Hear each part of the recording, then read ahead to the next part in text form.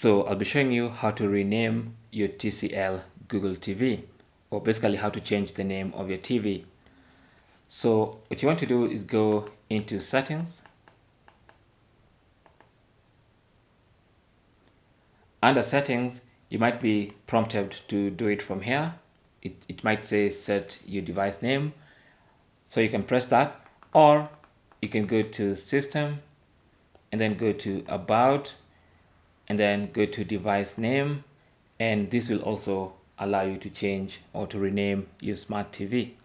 So I'll just select change, and then you have these names you can choose from if you want to, or you can enter a custom name. So let's go ahead and enter a custom name. I'm just going to select my name.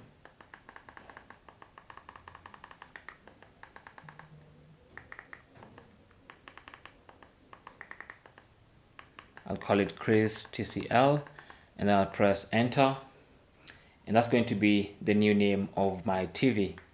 Okay, so now when I go back to even the main settings page, it will stop prompting me to change my TV name because now my TV has a new name.